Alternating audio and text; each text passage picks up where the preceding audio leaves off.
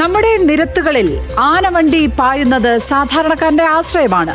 എന്നാൽ കഴിഞ്ഞ 2 മാസത്തിനിടെ കേരളത്തിന്റെ റോഡുകളിൽ ആനവണ്ടി ബാക്കി വെച്ചത് ചോര പുരണ്ട ഓർമ്മകൾ മാത്രമാണ്. തിരുവനന്തപുരത്ത് മാത്രം കഴിഞ്ഞ 60 ദിവസത്തിനുള്ളിൽ പൊലിഞ്ഞത് 4 വിലപ്പെട്ട മനുഷ്യജീവനുകളാണ്. അമ്മയുടെ കൂടെ സ്കൂട്ടറിൽ യാത്ര ചെയ്ത 7 വയസ്സുകാരൻ മുതൽ ജീവിതമാർഗം തേടി ഓട്ടോ സ്റ്റാൻഡിൽ കാത്തിരുന്ന ഡ്രൈവർ വരെ KSRTC ചക്രങ്ങൾക്കിടയിൽ പിടഞ്ഞു തീർന്നു. ഇത് വെറുമൊരു അപകട വാർത്തയല്ല, മറിച്ച് KSRTCയുടെ ഭാഗത്തു നിന്നുണ്ടാകുന്ന ഗുരുതരമായ സുരക്ഷാ വീഴ്ചയുടെയും ട്രാഫിക് നിയമലംഘനങ്ങളുടെയും ഞെട്ടിപ്പിക്കുന്ന കഥയാണ്. റോഡിലെ കുരുതി. മാലവ വർഗീസ് പോൾ തയ്യാറാക്കിയ അന്വേഷണ റിപ്പോർട്ട് കാണാം.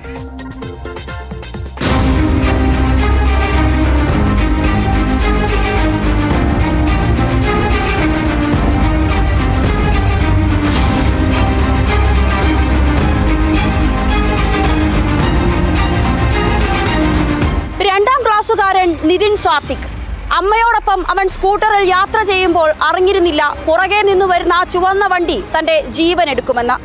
മരണപ്പാച്ചിലിൽ പലതും മറികടക്കാനുള്ള തന്ത്രപ്പാടിൽ കഴിഞ്ഞ 2 മാസത്തിനുള്ളിൽ KSRTC ബസ് ഇടിച്ച് മരണപ്പെട്ടത് 5ഓളം പേർ.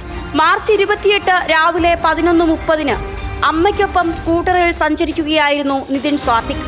അതേ ദിശയിൽ വന്ന KSRTC ബസ് സ്കൂട്ടറിനെ മറികടക്കാൻ ശ്രമിക്കവേ സ്കൂട്ടറിന്റെ പിൻഭാഗത്തിടിക്കുകയും കുട്ടിയും അമ്മയും തെറിച്ചു വീണ് കുട്ടി തൽക്ഷണം മരിക്കുകയുമായിരുന്നു. ഡ്രൈവർ ഇറങ്ങിയോടി. ആശുപത്രിയിൽ എത്തിക്കാനോ പോലീസ് സ്റ്റേഷനിൽ അറിയിക്കാനോ തയ്യാറായില്ല എന്ന് FIR.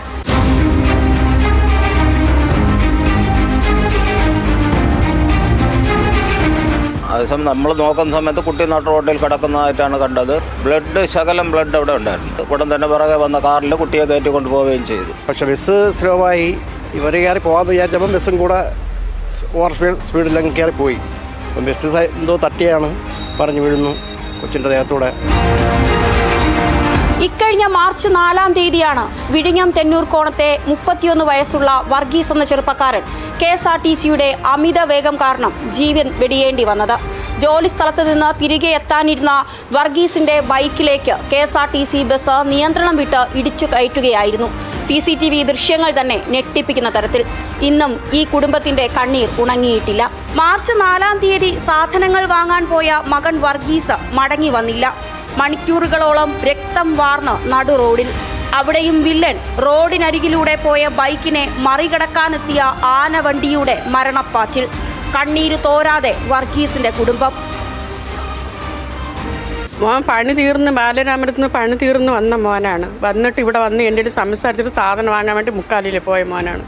ഞാൻ ഈ മോനും കൂടി 1:15 മണിക്ക് തെണ്ണൂറോണം കുരിശുടൽ വെച്ച് ഞങ്ങൾ കാണണം. കണ്ടിയമ്മ എൻ്റെ പറയണ പപ്പ വെള്ളമാണെന്ന് വെച്ചാൽ അമ്മ ഒരു മീനിനെ ചുട്ടുപോയി. ഞാൻ ഇതാ വരണം പറഞ്ഞ് സാധനം വാങ്ങാൻ വേണ്ടി പോയ മോനാണ്. ആ മീൻ വെന്ത് വ്യാവിന് മുമ്പേ എൻ്റെ മോൻ്റെ ജീവൻ പോയി. ഇവർ എന്തിനു വേണ്ടിയാണ് ഇങ്ങനെ നടക്കുന്നത്? ഈ കുഞ്ഞു മക്കളെ ഇടിച്ച് കൊല്ലാൻ വേണ്ടിയാണ്. ഇവർക്ക് ആരാണ് ഈ അധികാരം കൊടുത്തത്? ഓവർടേക്ക് ചെയ്യാനാണ് ശ്രമിച്ചത്. ഇപ്പം അവർ ഇതിനു മുമ്പും കുറേ പ്രാവശ്യം ഇങ്ങനെ കാണിക്കുന്നുണ്ട്. പക്ഷെ ആരും ഒരു നിയമമായിട്ട് ആരും ഒന്നും എടുക്കുന്നില്ല. ഇന്നിപ്പം എൻ്റെ ചേട്ടന് പറ്റി. നാളെ ഇനി ആർക്ക് എന്ത് പറ്റുമെന്ന് ആർക്ക് അറിയാൻ പറ്റും? റോഡിനരികിൽ ഓട്ടോയൊതുക്കി കാത്തുനിന്ന സുധാകരൻ ചേട്ടൻ ഒരിക്കലും പ്രതീക്ഷിച്ചു കാണില്ല തന്റെ അവസാന ദിവസമായിരിക്കും അതെന്ന്.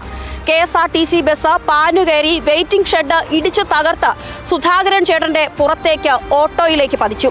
പിന്നെ സംഭവിച്ചത് മരണം. റോഡരികിൽ ഓട്ടോ ഒതുക്കി നിന്നിരുന്ന സുധാകരൻ എന്ന വയോധികനും കാലനായെത്തിയത് KSRTC തന്നെ.